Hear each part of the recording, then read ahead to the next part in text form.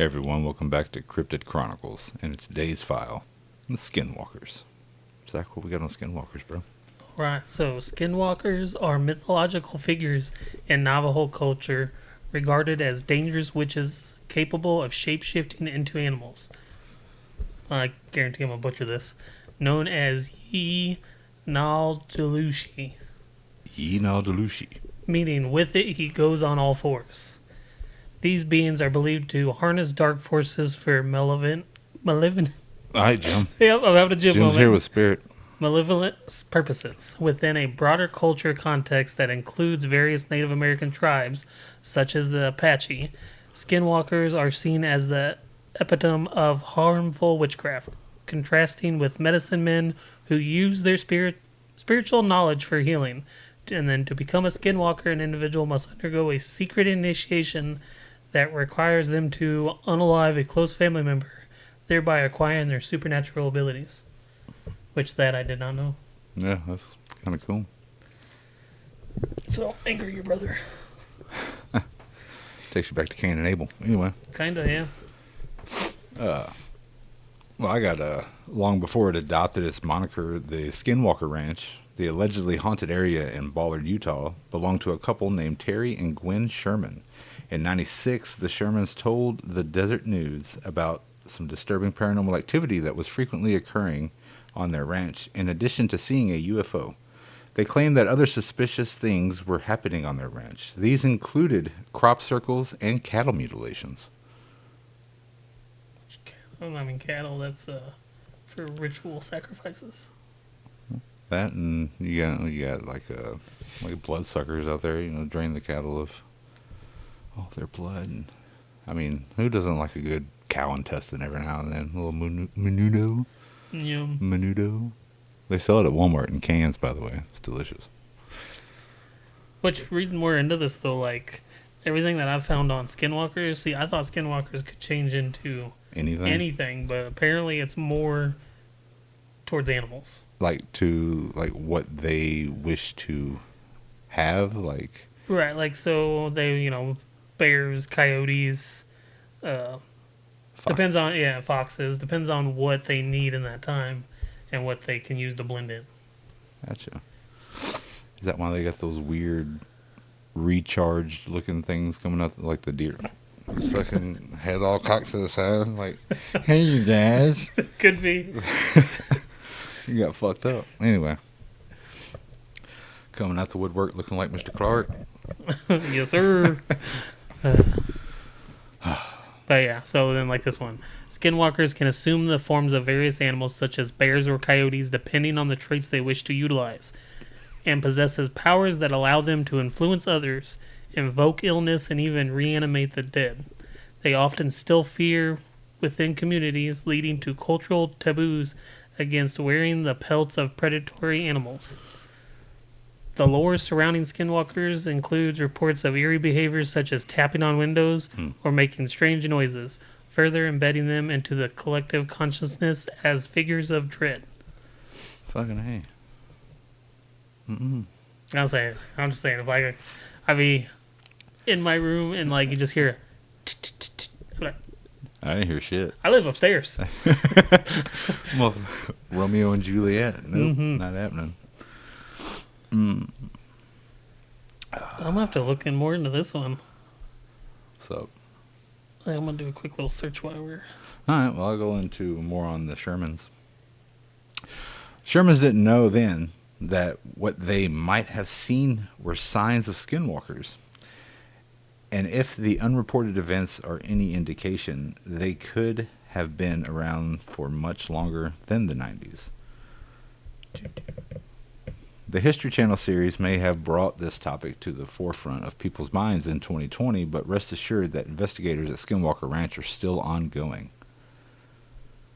In '97, biochemist Colm Keller, claims to have seen a large humanoid creature spying on his research team from a tree on the ranch. According to Adam, for History.com, he said the creature was about 50 yards away, but up in a tree about 20 feet off the ground. In his 2018 documentary, Kelleher recalled the creature had a penetrating yellow light in his eyes. If that weren't chilling enough, he said the marks left in the snow after he began running away consisted of a single large print in the snow with two sharp claws protruding from the rear of the mark going a couple of inches deeper. It also looked like a bird of prey, maybe a raptor print, but huge, and from the depth of the print from a very heavy creature. In October of last year, Desert News writer Meg Walter, I can't see shit. Desert News writer Meg Walter accompanied current ranch owner Brandon Fugel on a tour of the property. The security team and investigators had plenty of stories about inexplicable activities in the area, accounts of malfunctioning camera systems, a malevolent force, and even audible voices warning them to leave are enough to make your skin crawl or walk. That's a weird thing. Anyway, so you found So what you yeah, looked for? so because we were talking about all that, and it goes with the Navajo traditions. So in 1878, the Navajo witch purge was a violent historic reaction to extreme societal stress, resulting in the deaths of roughly 40 suspected witches, triggered by I don't even know how to say that, long walk, trauma, poverty, and disease. The Navajo hunted suspected skinwalkers to restore cultural harmony and eliminate their perceived source of evil. Which you can read more about that on the, it's an actual Navajo Nation website. It's the Native Americans for Sovereignty and Preservation. Nice. Kind of goes over all their stuff. Which I didn't know I could access that. Like their history and heritage and all that kind of stuff? Yeah. Oh, that's cool. That's pretty And interesting. it has images. I can see if I can save them. Make sure you save the website. We'll put it in the description so other people can check it out. Anyway, several spooky sightings in Utah County. Yeah. Utah Stories writer Danny B. Stewart, who claims to have spent his whole life documenting creepy encounters in the state, has had several people tell him that they believe they've come face to face with a skinwalker. But this time, the stories come from Utah County. A vineyard man told him of a brush with a strange creature outside his home in 2009. At first he thought it was a cow or a horse that had escaped its pasture, but as he got closer, it started to take shape. He couldn't believe his eyes. This is when he stopped his story for a moment and looked me in the eyes and say, "I know this sounds nuts," Stewart explains in his Utah Stories article. The man said it was a white stag with huge antlers and a human face. Oh, I just got chills. That's kind of creepy. Nope. So to kind of go on that though, so like on this, it says that so here it goes. In their human form, they have eyes that look like animal eyes, while in animal form, their eyes look human. They walk among the people by day, but transform at night. People who have seen skinwalkers say they look both human and animal-like at the same time. And then it goes on saying they may be naked or wearing bearded jewelry. Sometimes they wear... Beaded? Oh, my bad. Beaded. Beaded jewelry, yeah. Beaded. Sometimes they wear the tattered remnants of clothing because they cause harm and mischief. Skinwalkers are often blamed for troubles.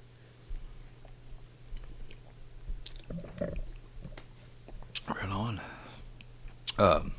Here was this. A Pleasant Grove resident named Eric. Hey. It's you. Shared his story too. Driving home one night, he said he saw a creature running across the street on all fours. At first he thought it was a cat. It's pretty small. Oh, there's some big cats out there. But when it reached the other side of the road, it stood up on its hind legs and looked directly at him. I'd run that motherfucker over. I was like, and any animal that gets up on its hind legs is kind of terrifying. Yeah, fuck that. It stood at a height taller than my vehicle. God damn, that's a big cat, bro. I mean, mountain lion, maybe? And was humanoid in shape, but it was very thin. In a total panic, I sped off and immediately called my friend, who had claimed to have seen what he believed to be a skinwalker, which he has seen more than once in our area. Noob. No.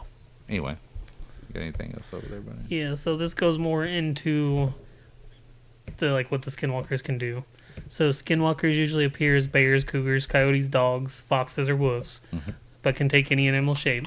They choose their shape based on the abilities they need, such as the claws, stealth, speed, strength, and teeth, and may transform into another animal if they need to elude pursuit. These witches have other powers as well. They can hold others in their power by locking eyes with victims, and can then force them to do the witch's bidding. They can read minds and can use their magic to cause illness, death, or destroy property. Skinwalkers can control nocturnal creatures such as owls and wolves, call up the spirits of the dead, and reanimate corpses. And that's pretty cool. That's kind of terrifying. That's pretty cool. I'd be a skinwalker. Yeah, I don't know.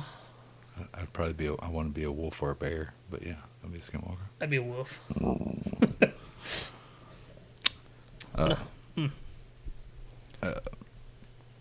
This says while this list is small, it's important. This is basically like reports and stuff that actual real reports and everything.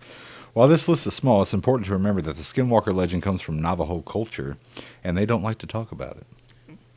Navajo people are generally reluctant to discuss skinwalkers openly, as they are considered powerful and dangerous entities. Mike and Dorothy McKinney write for Hub Pages. They believe even speaking about them can attract their attention or invite harm. Hey, and that is the day's show, everybody. Goodbye. So while the allure of something dark and mysterious can be a fascinating conversation topic, a word of caution may be in order if you're at all superstitious or leery of an unwelcome encounter with a humanoid beast. Perhaps it's best if you steer your discussions towards something else. Just because there aren't more documented sightings of skinwalkers, it doesn't mean they aren't out there. And then here's another one. I don't want to talk about it. So, they're called skinwalkers because they wear the skins of the animals they transform into. Mm-hmm. All right, so skinwalkers may also wear animal skulls or antlers on their heads to gain more power. That's kind of weird. A little bit. Kind of reminds me of that. That game we played. Was it on Valhalla? Oh yeah, with the sisters. The whole tribe. Oh, you're talking about the Ireland branch. It kind of reminds me of that a little bit.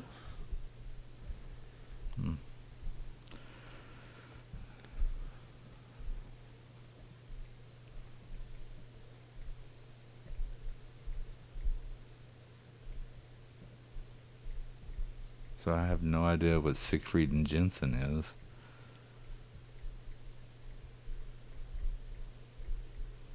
So I'm guessing, okay, so this says, since 1990, Siegfried and Jensen have been helping the people of Utah and surrounding states who have suffered needless injuries and death caused by car accidents, truck accidents, medical malpractice, defective drugs, dog bites, wrongful death, and other types of personal injury. I have no idea why this is in this thing, but the firm is committed to keeping Utah families and communities safe and ensuring wrongdoers are held accountable. While a lawsuit isn't always the answer when it is needed, having someone on your side can mean a difference between declaring bankruptcy and rebuilding your life and moving forward, especially when you're up against an insurance company or a hospital. Siegfried and Jensen has represented more than 35,000 clients and recovered over $1.2 billion from them. I guess because it's Utah. I don't know. Okay. I don't know why that was there. That's kind of funny. So if you're in the Utah area and you know there's a malpractice or you or a loved one was injured in a car accident, call Siegfried and Jensen. They're there to help. Not sponsored anyway. That'd be great. Oh, fuck. That was funny. You know, like, that's pretty weird that you can't. Just like, I guarantee you, just because, like, Navajo people don't really talk about it. Yeah. But, like, legit, like, stories, you don't get nothing, like, on research. Like, it's usually some white dude. I mean, there's plenty of videos out there, but You gotta, can't. you gotta filter through, because we were looking and watching some of those earlier. Yeah. And, like, some of them you can tell it's AI. Like, Yeah. by, like, just, like, a snap of a finger, you're like, no, that's fake.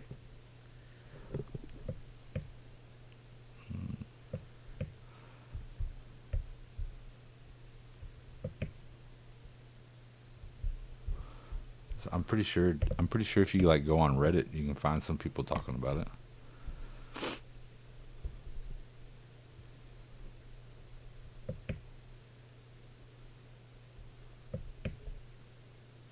Is everything you just covered?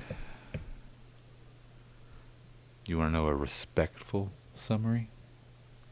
A respectful summary is in broad public-facing explanations, the Skinwalker is described as a malevolent witch figure, not a heroic shapeshifter. Who the fuck thought they were heroic? Anyway, not a random forest cryptid and not a catch-all term for anything eerie in the American Southwest. Public commentary from native-led discussions repeatedly pushes back on the lazy version popular online where Skinwalker gets used for any creepy video, roadside encounter, or made-up monster. Just as important, many Navajo people do not treat this as a casual campfire material. In 2011, Navajo Times article quotes a Navajo resident explaining a local attitude as, "Let it live, don't talk too much about it." That does not mean every Navajo person thinks the same way, but it is a strong reminder that silence, caution, and context are part of how some communities handle the subject. So that might be why you can't really find anything on this stuff.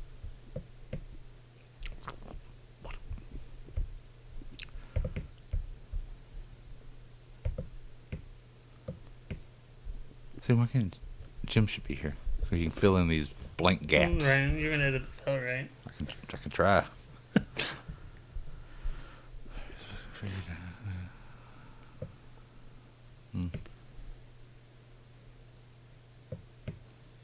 One of the most common mistakes in treating Native American folklore is one giant shared mythology.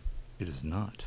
Skinwalker lore is associated specifically with Navajo context in public discourse.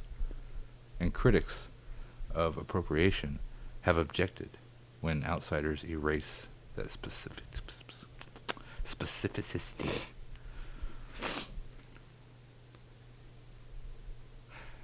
Outsiders start demanding sacred or private details. King's critique is especially sharp here. Once popular culture grabs the term, Native people get flooded with questions about beliefs and traditions that may not be meant for outsiders. Her point is not never learn anything. It is that some knowledge has boundaries, and those boundaries are part of cultural survival.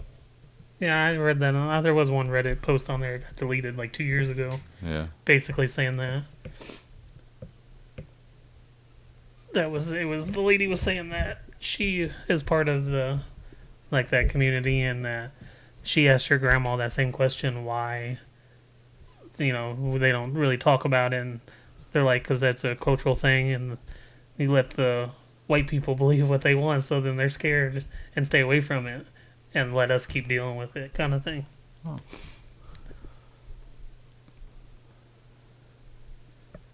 Say the figure belongs to context. Avoid pretending to reveal hidden ceremonial knowledge. Avoid treating it as a generic shapeshifter trope. Acknowledge that some Navajo people prefer not to discuss it publicly. Focus on context and caution, not lurid detail.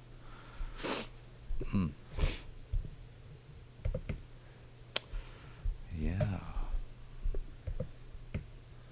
So it says, like, in the, like, Skinwalkers is for the in the states in the Southwest. Yeah, it would have been wherever. That's like Utah. Where is Utah? On a map. I know where Missouri is. And Arkansas. That's funny. It's Utah. Damn. I'm gonna pull it up. Utah's over by Nevada, ain't it? Right? Yeah. Yeah. All right. Right here.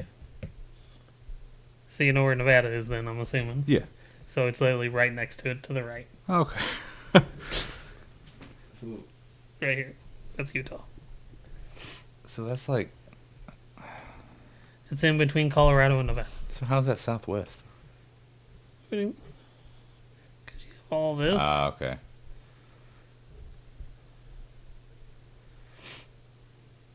Which, like, all of this is your main... Yeah, focus. Main area. Yeah.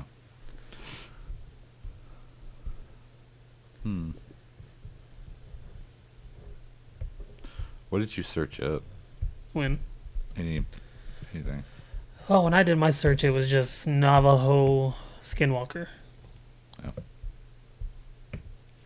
Because I was trying to see if there was any other Skinwalkers that wasn't Navajo,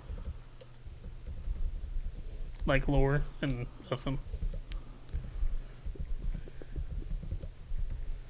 Nice. Bum, bum, bum, bum.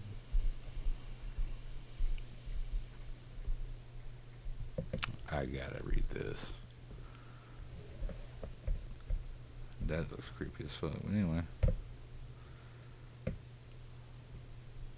Naaldlooshii? What is it? So this says, my grandmother on my mother's side has always been very superstitious, for lack of a better word. Anyway, for lack of a better word, she's not religious, but she does believe in a lot of paranormal stuff. Her mother was full-blooded Navajo and her father was Irish. What? Nice. Wonder how they met. Either way, she'd never been anywhere east of Montana, and she grew up in Nevada. One year when I was in grade school, we went to visit her. Most of the visit was pretty uneventful. Typical boring old people stuff, except she always kept her curtains drawn shut and would always peek out the window, and when someone asked what she was doing, she would simply reply, naaldlooshii is watching me. And that's the Navajo term, ain't it? Yeah, what was it? The Lushi one? Yeah. Naaldlooshii.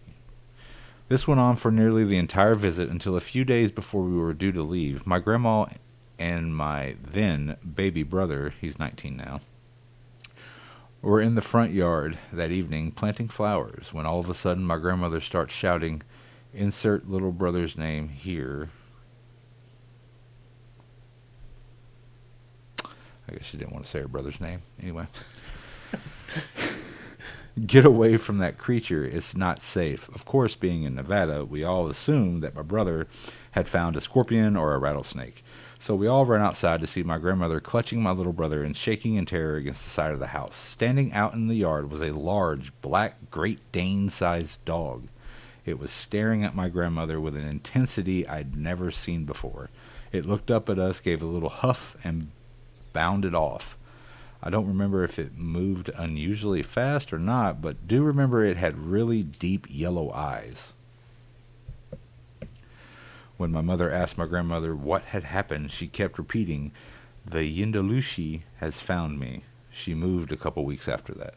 I remember reading that one because that's what I read the other day when I started looking stuff up.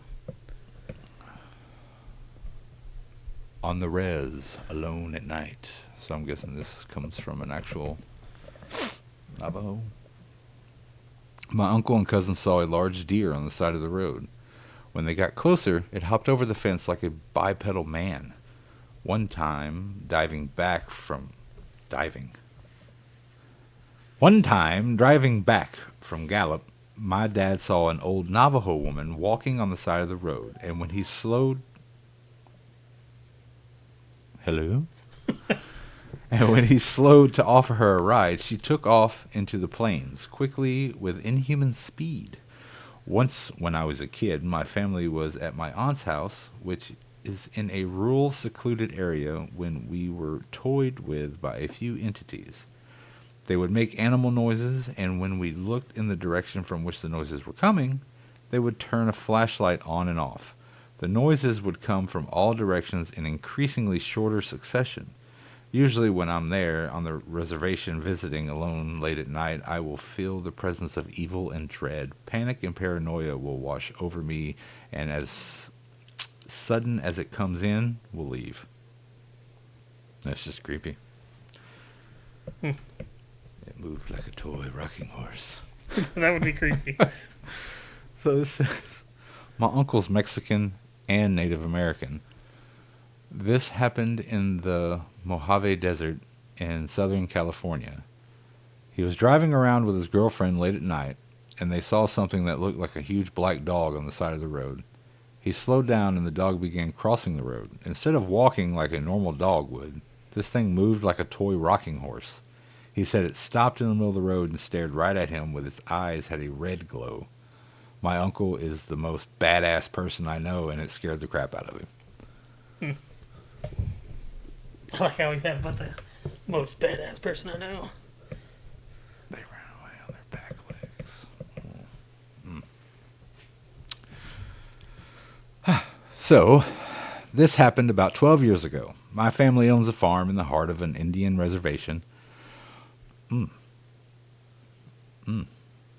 One winter, I was home for Christmas, taking care of the farm while my parents were away, Christmas shopping. As I was home by myself, way late in the night, I hear all our cows freaking out.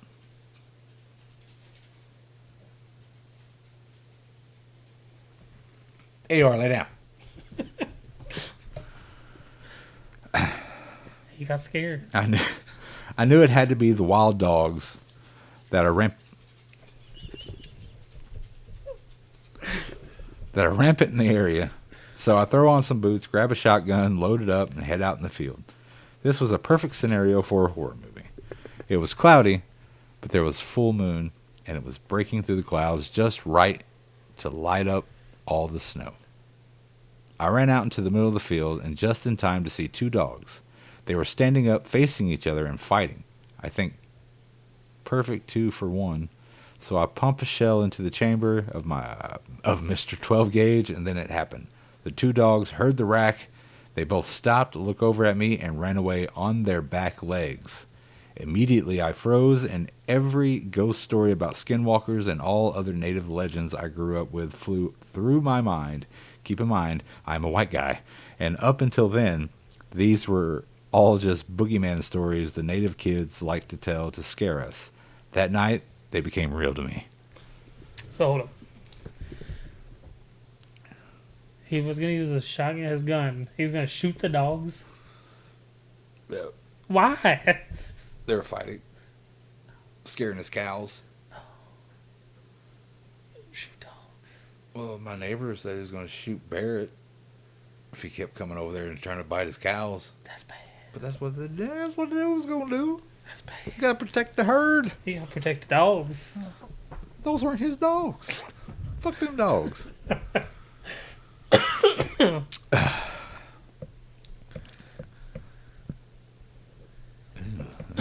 Sounds kind of creepy here.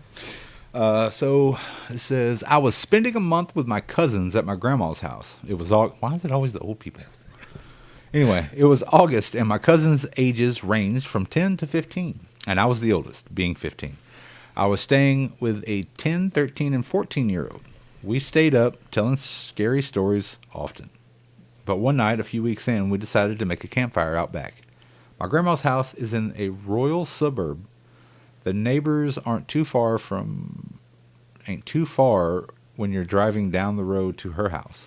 But in the backyard, it's thick forest with man-made paths through it. Each house is on a hill, so only part of the basement was actually underground. That isn't important. Anyway, that isn't important until later, though. So, we're towards the east side of her yard in a smallish patch of open land. You couldn't see the neighboring yards from there, and there was probably 3/4 of a mile to each side of us that belonged to my grandma. It was maybe 11 at night, and we were playing Truth or Dare after telling scary stories, and my 14-year-old cousin dared me and the 13-year-old to go walk through the path for 10 minutes or so. I said yes right away, as I wasn't easily scared and rather level-headed, but my younger cousin was a bit more hesitant. I wouldn't walk through no damn fucking woods. You walk through your woods. With you? And got scared. Anyway. And this is at night. This was at night. I basically ran out of there. Anyway. But my younger cousin was a bit more hesitant. We didn't bring a flashlight because it wasn't pitch dark yet, and we could see enough not to die. Sounds like what we did. We were walking through the paths for about 5 minutes and could barely see the fire through the trees when we decided to turn. In the middle of the path was a large dog-like creature, hunched over with its front hands an inch from the ground. What I remember most was how its eyes were so fucking bright white, and it was humanoid dog-shaped, like a human-like head, but a dog-like body, but human hands and feet.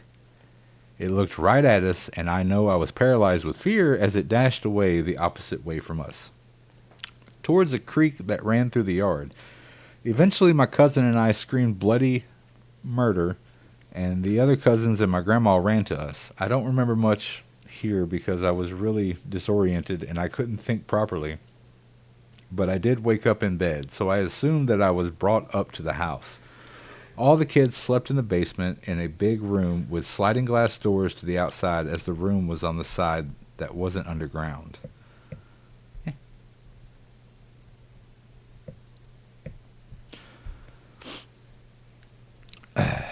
My bed was pressed against a big glass window, and I could see my cousins playing outside down below.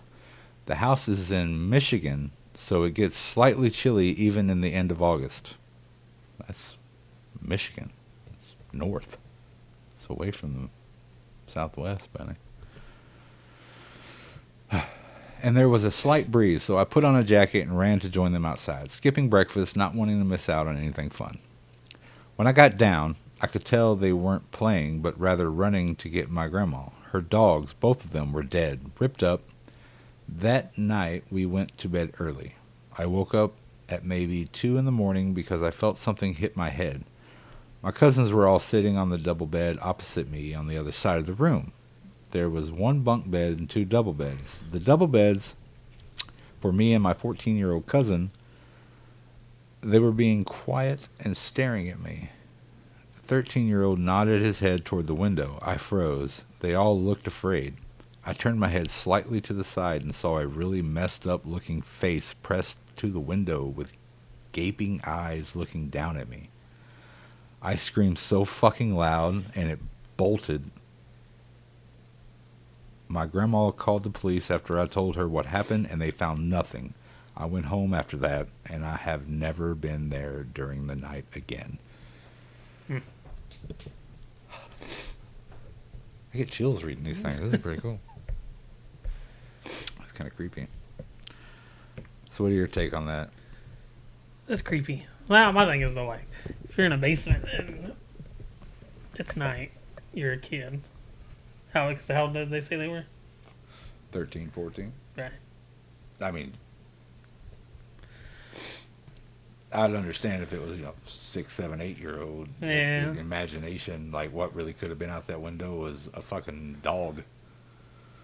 And then they were just scared, so they were like, it was so creepy looking.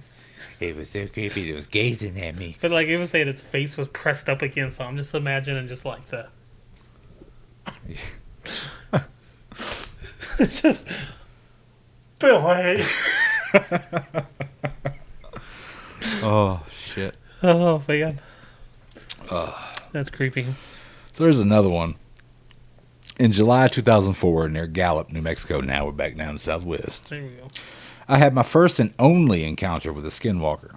Before this, I used to say, I'll believe it when I see it. Oh, it's Zach. That is me. Well, I'm a believer now. What I saw was not full human nor full animal.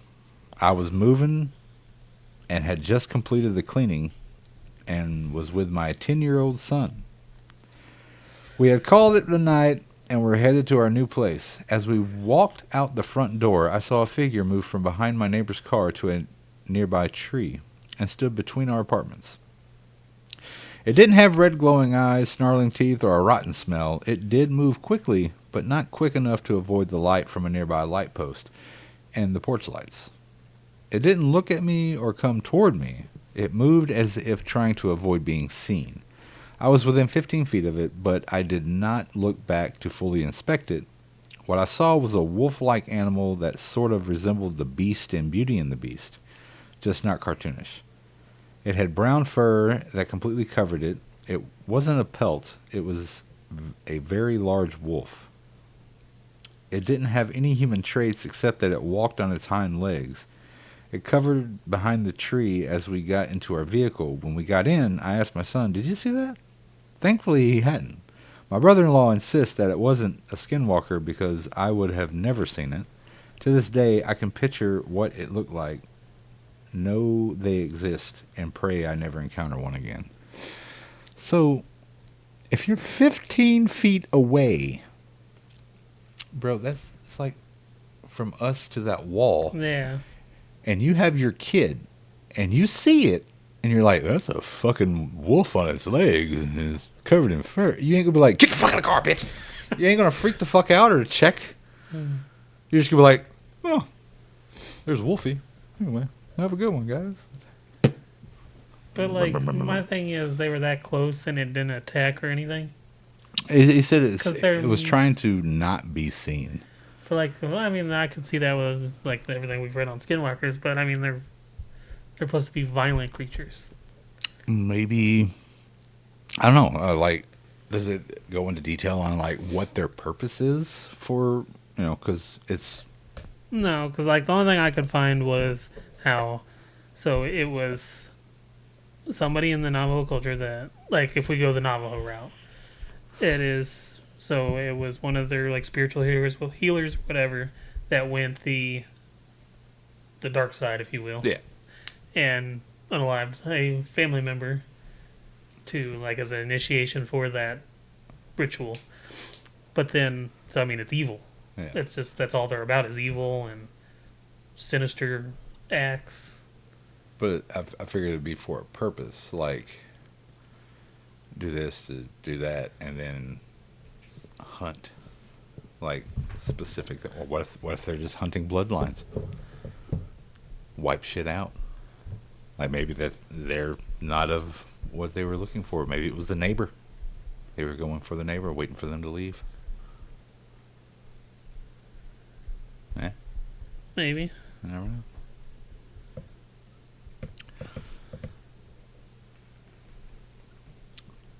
You want me to read another one real quick? Yeah. All right. So this says, this didn't happen to me, but a very close friend of mine. So it's he said, she said. Hearsay. Objection. Anyway.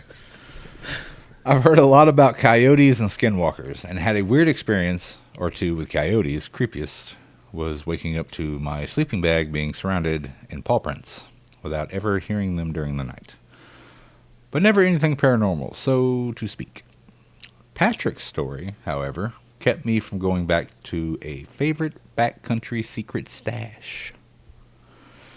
He was leaving the area one morning, had been camping there a couple days, and said there was a coyote that always seemed to be close by, like in his peripheral vision but never overt.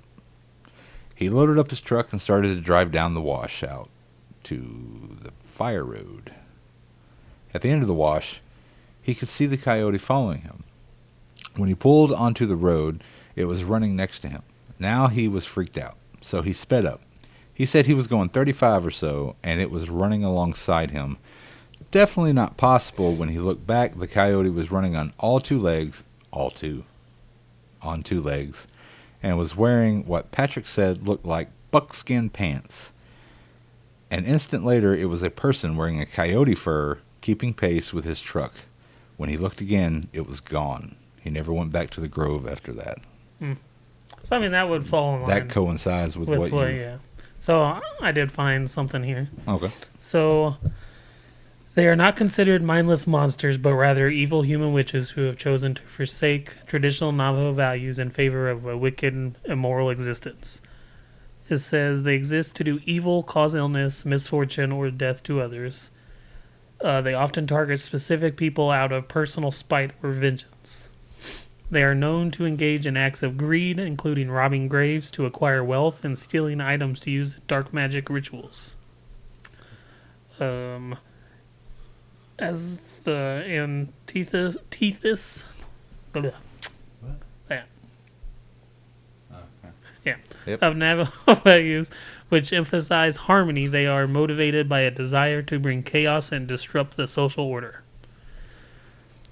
They are often believed to need to continuously kill or commit forbidden acts, often killing a close relative, to maintain their supernatural abilities.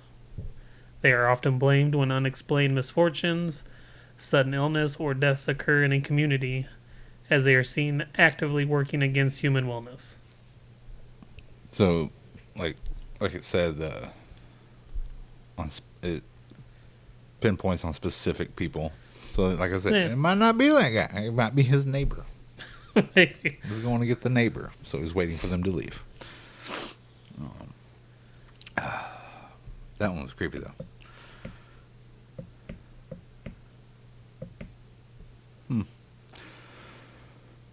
Karen. Oh, we got a Karen. I decided to join my bestie Karen for a 3-day stay at her grandmother's place on the res. I bet she needed to talk to their manager. Her grandmother lives near a place called Tuba City, Arizona, in the middle of nowhere, but surrounded by rural homes. Girl. We go to college together, and I was kind of interested to know about Navajo tradition. The first day we stayed, it was pretty chill, nothing out of the ordinary, but then her grandma, not that old, around 67, 6'7", anyway, said that a stray dog came out of nowhere and wouldn't leave. To me, it did act kind of strange and ugly looking. Black, shaggy coat, looked like a mix between a German Shepherd and a Lab. That night, we were watching a movie in the living room. Had big windows that looked out into the front, where the cars are parked. Nothing fancy. With the curtains wide open, Grandma was in the kitchen cooking dinner, and we were watching a movie. Next to the window, a medium bookshelf, and where DVDs are kept. Okay. Karen went to put back a DVD we had just watched, but she freaked out because that stray black dog was staring at us through the window, standing on top of the wood box outside. Not something normal dogs do from my point of view, or hers. Usually my dog, which is a house dog, scratches at the door to be let in. Res dogs aren't house dogs, and dogs inside houses are frowned upon in Navajo tradition, meant to protect the house and owner. The other dogs seemed to stay away from it. Karen opened the door and yelled at it to get off the box. It ran off behind the shed. We went to Tuba City to get some groceries, came back to the house. The dog was nowhere to be seen, nothing unusual. Grandma went to visit some people, so it was just Karen and I. About 5 o'clock, we heard something trying to open the door. Both of us looked out since there had been no car heard and no dogs barking. Looking out the living room window to the door, there was the dog trying to open the door with its paws. 2 paws wrapped around the brass doorknob, standing on its hind legs. Yeah. They forgot the T. I thought that was weird, but wasn't really freaked out. Karen was. She opened the door and chased it off. Why the fuck? She brave. Yeah, no shit. Grandma came back later and Karen told her. Grandma didn't like what she heard. Got ready to sleep. We slept in the spare bedroom since it had 2 beds. One window with curtains open a little. We turned off the light, but there was a sound coming from on top of the roof. Pitter-patter footsteps and scratching sounds and panting. It then sounded like it jumped off onto a large plastic water barrel they had. At first, we heard what sounded like barking, but as it grew louder, the other dogs seemed to be barking at something also. But all of a sudden, something was running around the house barking, and it was no dog. Nope. Scared the shit out of me. It wasn't. This barking sounded human. A deep male voice barking like it knew that we knew it wasn't a dog. Obviously, we didn't go to jail. Are y'all recording? Yeah. You want to join? No. Okay, so anyway, what happened? No, my chest hurts. I'll show you later. Okay. That scared the shit out of me, though.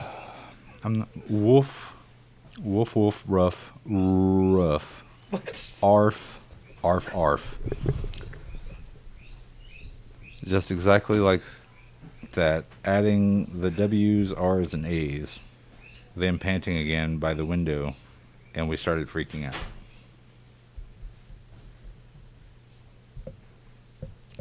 Jesus, this is a long one.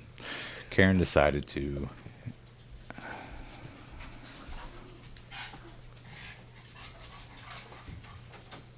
in my opinion was stupid, open the curtains to look out.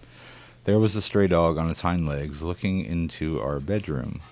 But this time,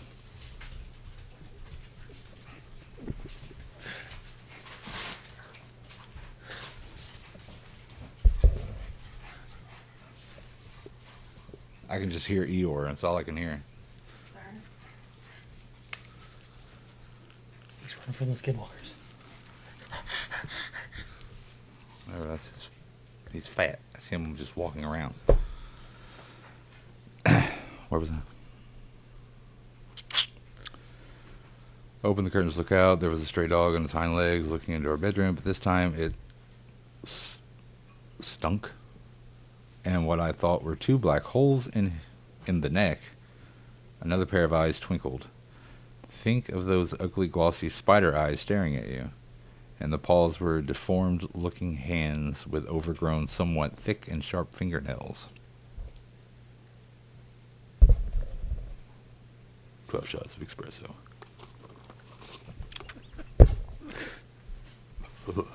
Anyway, again.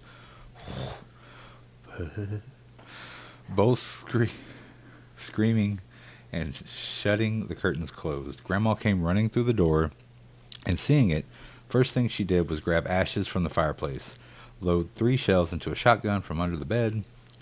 Grandma was ready. Blessed herself in Navajo and went outside to shoot it, yelling in Navajo about how the thing wasn't welcome there and to get the hell out of here, for it go to linger somewhere else. Them both being traditional, the next day they called a medicine man to come over and put cedar in. He prayed over everyone with cedar, smoke, and an eagle feather, blessed the place, made us eat bitter herbs called eagle's gull or something, and gave me an arrowhead. Apparently I needed to carry one for protection, and a little pouch called corn pollen seems to work pretty well.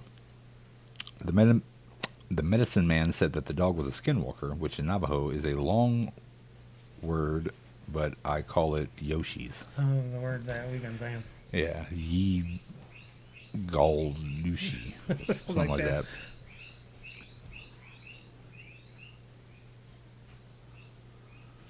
The body of the stray dog, which was killed by the skinwalker, made an illusion so we wouldn't know it wasn't a real dog.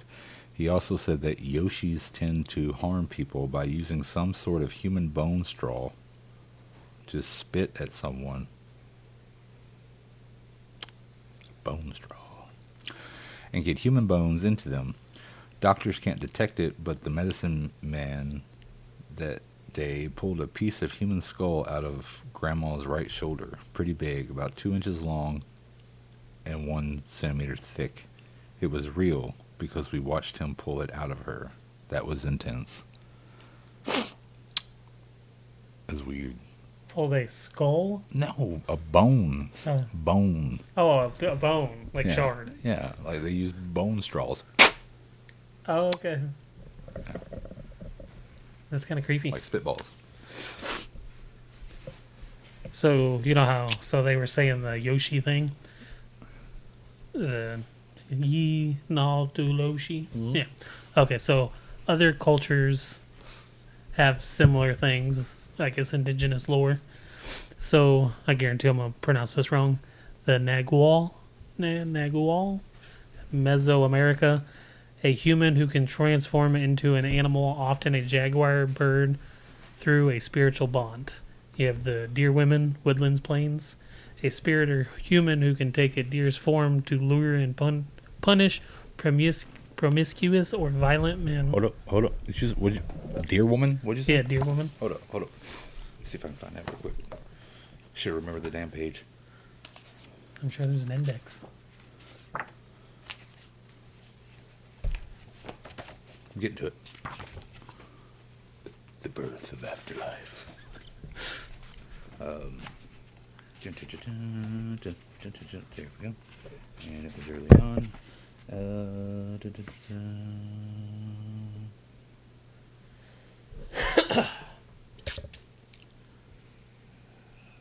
Miles with folk.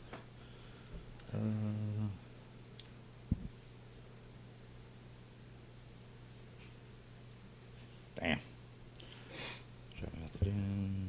Tales. Seer spirits, the 9 realms. Calling the Aries, noisy ghosts, summoning spirits, cry for help. The Grim Reaper.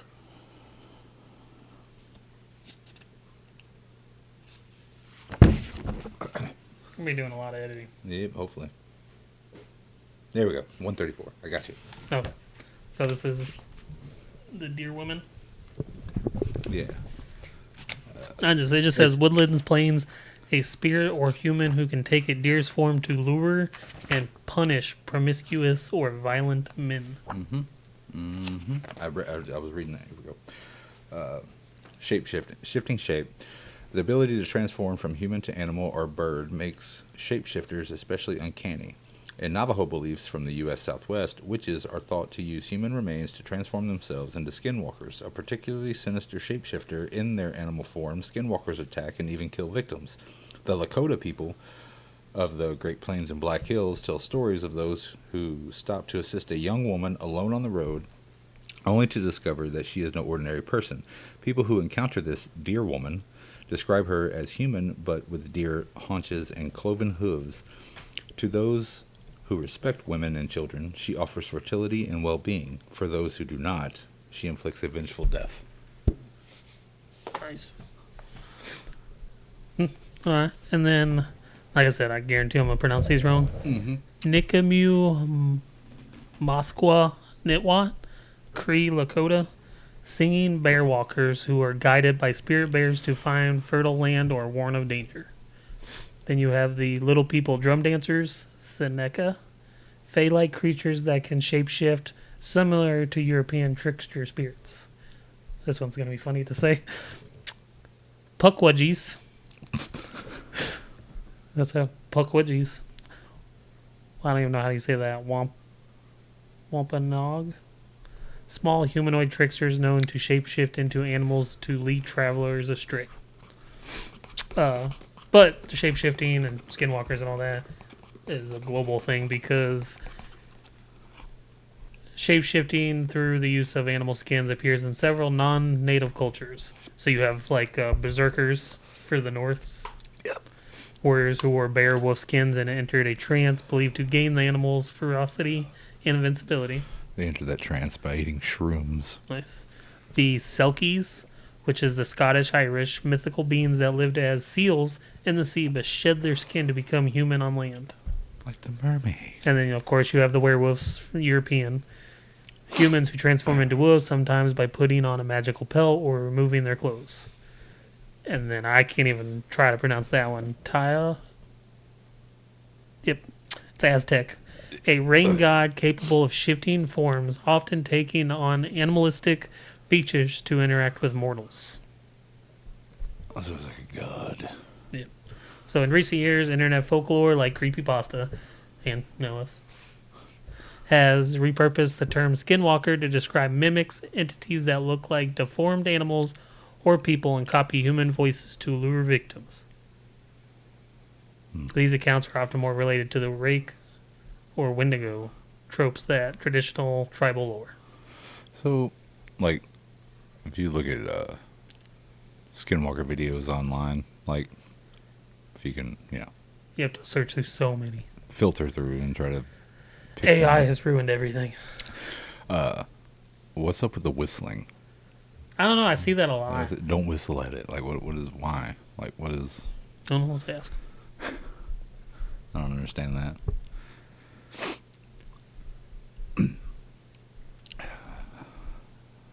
Don't whistle at the Skinwalker.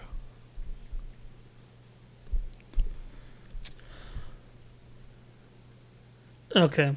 So, whistling at night is believed in Native American folklore, particularly Navajo, to attract or invite danger, specifically a skinwalker or a similar malicious entity, to appear and harm you. It is considered a dangerous act that signals the spirit to whistle back or follow you, often interpreted as an invitation for unwanted supernatural attention. So it just says the invitation, according to, and the creatures will whistle back, pinpointing your location, initiating a dangerous encounter. Nice. Indubitably. And then at the bottom it just says, it is important to note that these stories are considered part of the Navajo and more broadly indigenous spiritual and supernatural folklore. While some argue that all unexplained occurrences can be attributed to natural phenomena, dismissing the existence of supernatural beings may take it as a significant cautionary tale. Right on. No, Skinwalkers. That'd be the one that can probably get me. Get you what? Just like if I had to believe something, I had to believe in a Skinwalker.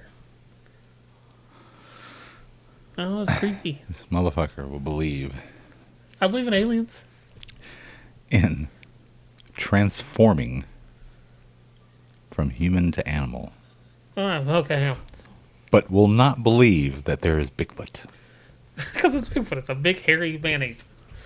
What if it's a Skinwalker? Maybe. If it's like I said, I think I said that in the video. Maybe Bigfoot was a Skinwalker. And that's why nobody's caught him. My thing, though, like, I don't even know where I was going with that. What were we talking about before that? That you can believe in Skinwalkers? When you believe in aliens? But you will not believe in Bigfoot? You don't think Bigfoot is real? So my thing is, like, with Skinwalkers, though, is it's a little more believable than Bigfoot. Because, I mean, like, there's, like, the Navajo stories. Okay. They've gone back, years, centuries. And what if, because we came and took their land, they were like, oh, yeah, well, we got you. So there's these creepy things out there that'll transform and hunt you down and kill you. So then we wouldn't have took over the land. Like, you wouldn't do that, then you'd be, like, running for the hills. This is after the fact. Oh, okay. When the pale faces came. I'm just saying, if I had to choose, I'd rather run into a Bigfoot than a Skinwalker. I think the Skinwalker would terrify the crap out of me, and I'd probably shit my pants. Bigfoot, I'd be like, eat a banana. That's just me personally. Like, if you had to choose, like, you're just, driving down the road and your car breaks down. Uh-huh. You're stranded in and out in the wood, like, down your county road. Uh-huh. And nobody's around. And then all of a sudden, Bigfoot or a Skinwalker comes out. Which one would you rather have to deal with? Bigfoot. I Why? give him some jerky. No. I'd rather deal with a Bigfoot. Yeah. Oh, yeah. That's what I was saying. Yeah, okay. At least Bigfoot, like, it'll be... He tries to unalive you. It'll be quick and over. Like, he's a big dude.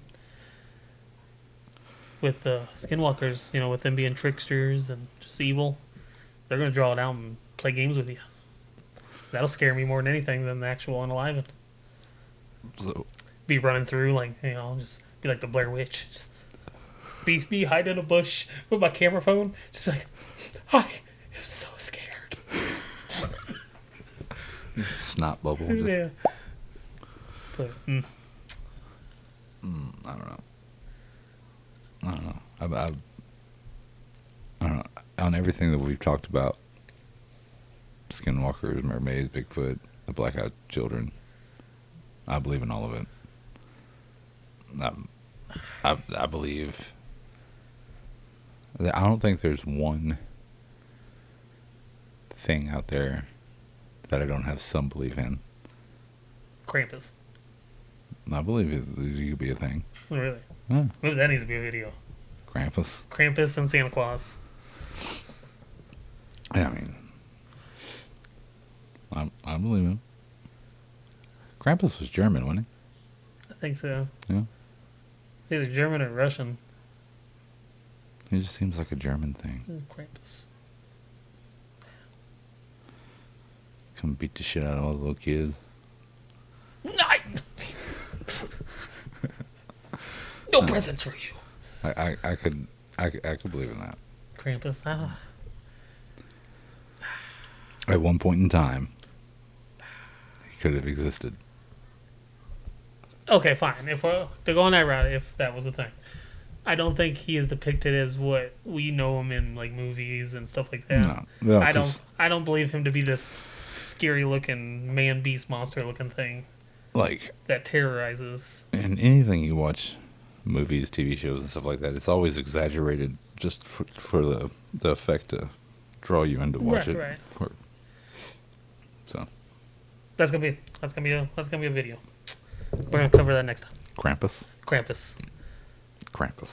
I just Krampus. It's gonna be a short video. Yeah, probably. Well, anything else on Skinwalkers? No, that I just hope I never meet one in my life. I'm gonna go find me a Navajo spirit healer. Tell him to bless me. Give me some of that corn stuff. Corn pollen. Corn pollen. Give me an arrowhead. Nope. I don't want. Nope. I don't fuck with no. Nope. Bad juju.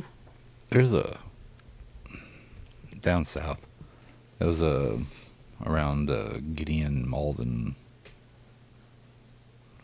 Wardale. There's these fields out there. That if you can go out there and look around, and you can find arrowheads and pottery and shit. I found one. So like it was like a Indian burial ground. I don't think it was a burial ground. I just think it was, the natives were there before at one point in time. I don't think the white man came in and took over. And I'm good. I don't go there. plowed fields. But yeah, my Aunt Debbie was part native. She collected a lot of stuff, and like she had shit from her great grandparents that were like awesome like blankets and shit that they would make. Yeah. And she had drums. Like, dude, it looked old as shit. Like, it looked like if you were to touch it, it would just go into dust. But it was pretty cool stuff. She also had a bunch of rugs, like blanket kind of things, like animal skin blankets. Pelts. Basically, but they were sewed together to make one big one. Gotcha. It was pretty cool. It was old school shit. Uh-huh. But, yipperdoodles.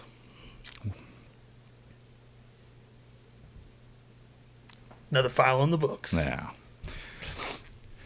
Alright, well, this is Wacky Tinings reminding all of you. Stay weird. Stay wonderful. And stay wacky. Catch you in the next one. Damn, Jim.